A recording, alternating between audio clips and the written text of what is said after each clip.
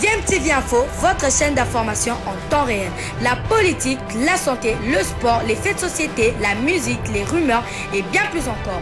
Vous découvrirez cela dans notre chaîne DMTV Info.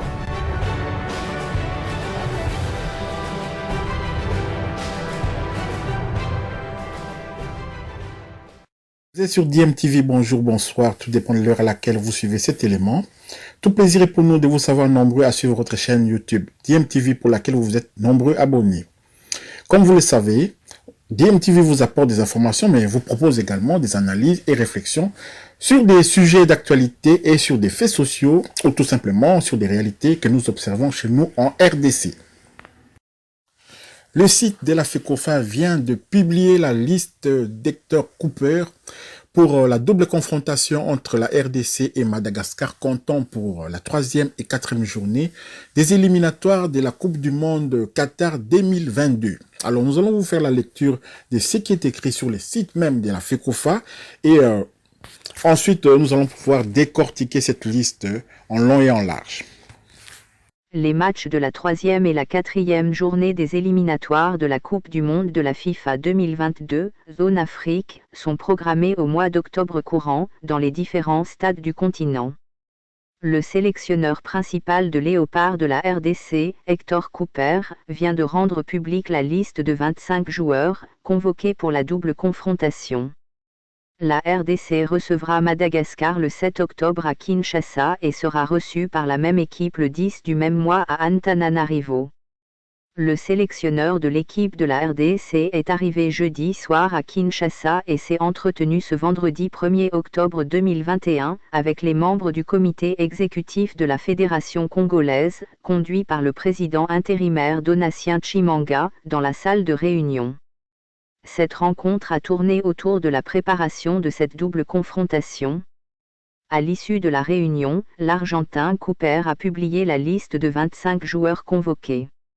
Le regroupement des joueurs de Léopard Senior, sélectionnés par le patron du staff technique, est prévu le 4 octobre 2021 à Kinshasa.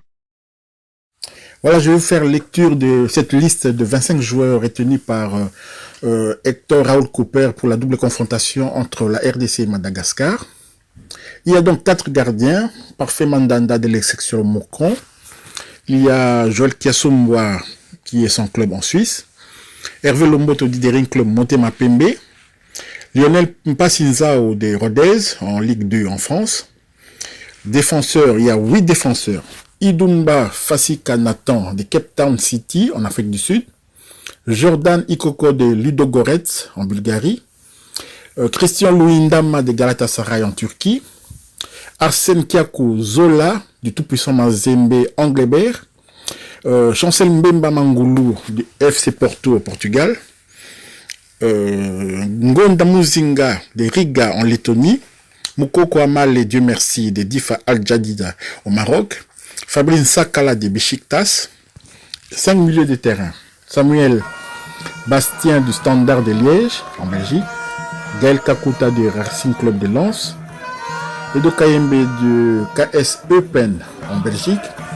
Fabrice Ngoma du Raja de Casablanca. Et Samuel Moutoussami du FC Nantes Atlantique, en France. Alors, nous avons 8 attaquants. Les attaquants pour pouvoir faire sauter les verrous malgaches. Shadrach Akolo du Sporting Club Amiens en France en Ligue 2. Cédric Bakambu de Beijing Guoan en Chine. Yannick Yala Bolassi de Rizespor en Turquie. Meshak Elialina de Young Boys de Berne en Suisse. Ben Malangongita de Sharjah aux Émirats Arabes Unis. Dieu merci Mbokani de Kuwait Sporting Club au Koweït. Jackson Mouleka du Standard Club de Liège. Et Okitayula Jonathan de Nijmegen aux Pays-Bas. Voilà donc la liste paraît de prime abord correcte.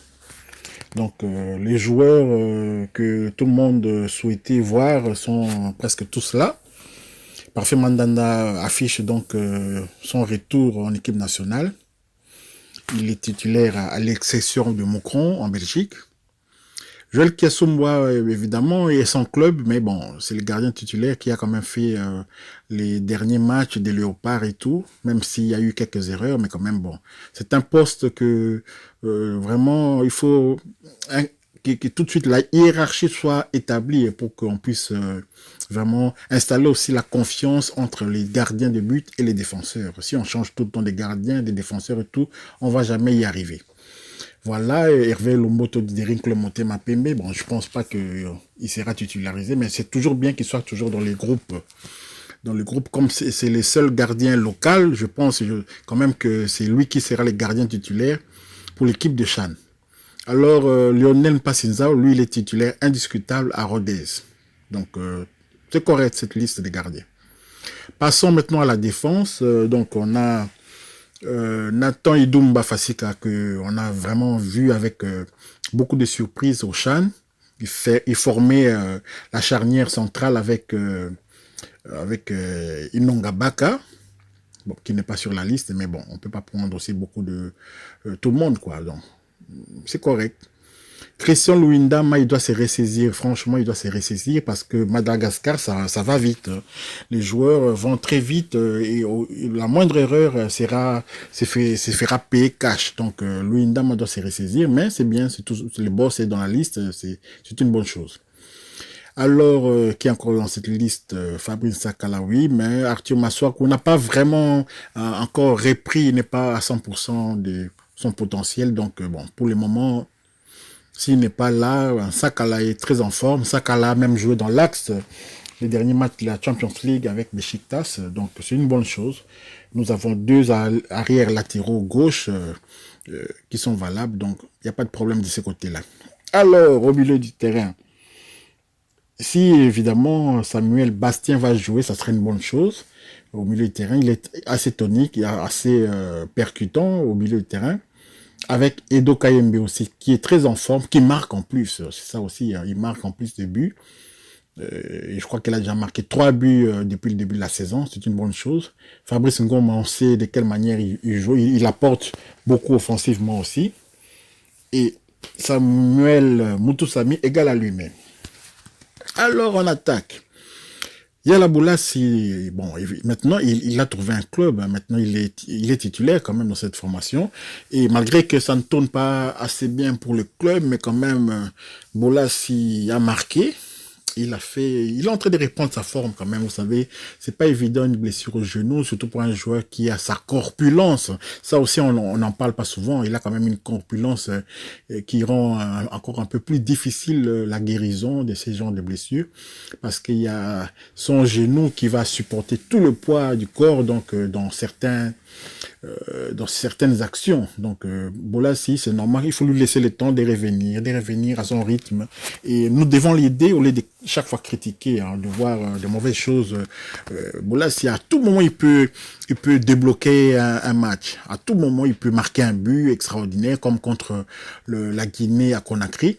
Donc, c'est bien qu'il soit là. C'est un ailier, on a besoin des ailiers percutants. En attendant, par exemple, le retour en forme de Silas Katompa, qui est congolais, de père et de mère, à 100%, qui a déjà joué chez les jeunes des Léopards. Donc, Silas Katompa pourrait aussi venir s'ajouter encore dans cette liste.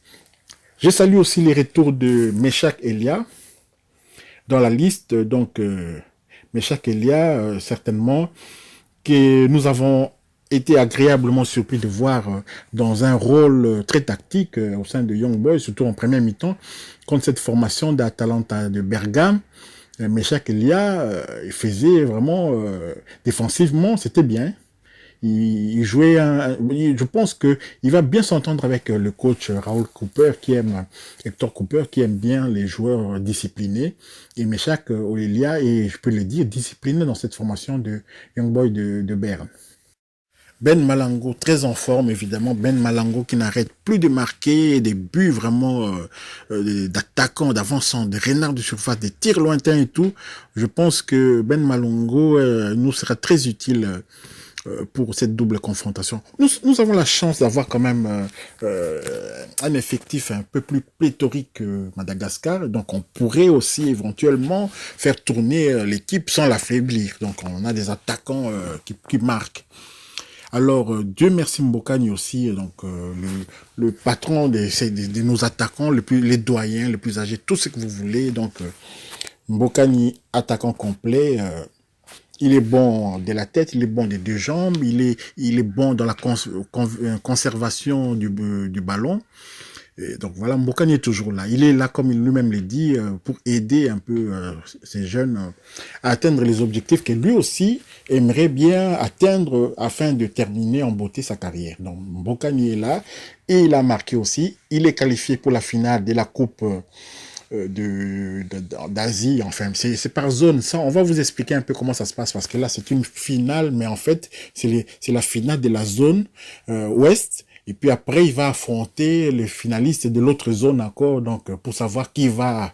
Donc c'est un peu lointain tout ça, mais du moins il est en finale de cette zone-là, la zone ouest de la Coupe d'Asie.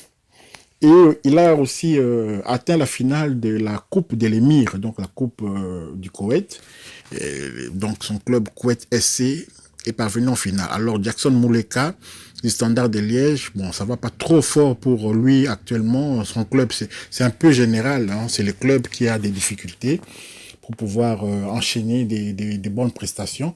Mais Mouleka, peut-être, il va se refaire une santé au contact avec ses compatriotes en équipe nationale, avec un objectif précis, vraiment, de gagner cette double confrontation-là pour se relancer, vraiment, c'est bien se positionner, parce qu'après, nous allons aller je suppose, en Tanzanie, et avant de la réception du Bénin lors du dernier match, et souvent la RDC, dans les derniers matchs que cette formation arrive à atteindre ses objectifs.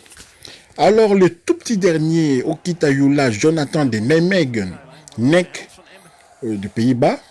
Donc, c'est un joueur, un ancien, formé au Standard de Liège, c'est un jeune qu'on suivait, et voilà, il pète la forme, il a fait monter son équipe en première R-Divisie, donc première division hollandaise, donc on est content, mais justement, cette sélection aussi nous fait poser quelques questions. Est-ce qu'il y a des joueurs encore qui doivent faire des passeports et tout? Et j'espère que cette fois-ci, il n'y aura pas des problèmes avec l'électricité ou quoi au ministère des Affaires étrangères pour faire ces passeports. Et que très rapidement, nos petits nouveaux là, Okita, qui est encore, je vois, Samuel Bastien, j'espère qu'ils vont très vite obtenir leur passeport pour être opérationnels pour cette rencontre-là. Voilà. Van Okita, ja, het hoort helemaal bij de play-offs. Jonathan Okita, Duitser van origine. Kijk eens hoe hij dat hier doet. Janga die de bal beschermt en let aan de buitenkant voet van Okita. Hier, met 1 voetbeweging. Het is een hele fraaie treffer. Onbereikbaar. Voilà, nous sommes arrivés à la fin de ces breaking news, donc nous allons y revenir en profondeur, hein, parce que vraiment, jusqu'au 7, on a le temps, il y aura des rebondissements, il y aura plein de choses qui peuvent encore arriver, vous savez, nous craignons souvent les blessures, hein. Nous craignons les blessures des dernières minutes, comme ça, qui chamboulent un peu l'organisation du coach Raoul Cooper, et on a la chance cette fois-ci de quand même avoir déjà un noyau qui commence à prendre forme, et maintenant il ne reste plus que à peaufiner ça. Je regrette un peu l'absence de Charles Piquel. Je ne vois pas Charles Piquel sur cette liste. Je vais encore regarder. Charles Piquel, il n'est pas dans la liste. Et pourtant, il a été extraordinaire avec son club Famalissan. Et mais c'est dommage, il n'est pas sur la liste. Je sais pas, peut-être qu'il est dégoûté un peu de ce qui s'est passé à Kinshasa. Ils sont venus pour faire les passeports et puis ils n'ont pas obtenu les passeports. Bon, tu vois, c'est un jeune binational comme ça. Cette sensibilité aussi, c'est un mauvais signe qu'on envoie quand même aux parents aussi de ces joueurs-là, aux hésitants. C'est un mauvais signe. Parce que s'il y a négligence comme ça, il n'y a pas de, c'est comme si il y a pas d'électricité à l'hôpital et puis les enfants meurent dans des couveuses. C'est à peu près ça. On vient, on se déplace, on prend des risques avec ce Covid et tout, et on arrive au pays, il n'y a pas d'électricité, on n'a pas de passeport, on retourne bredouille. Quelqu'un comme Chris Maving, il a raté cela. Et maintenant, il rate encore ce match à cause d'une blessure. Donc, ça fait un peu mal. On a envie d'entrer dans la compétition. On a envie vite d'avoir une cohésion entre les joueurs. Mais si ça traîne comme ça tout le temps à cause de l'incompétence, l'amateurisme, c'est pas une bonne chose. Nous allons y revenir. Donc, voilà pour aujourd'hui. Pour ces sujets, on va s'arrêter là et on voulait d'abord vous communiquer cette liste et puis après on va voir que très vite les arrivées des joueurs, la préparation, les entraînements et puis si le match réellement sera à Kinshasa, ce serait une bonne chose. DMTV vous remercie de votre attention et vous dit au revoir.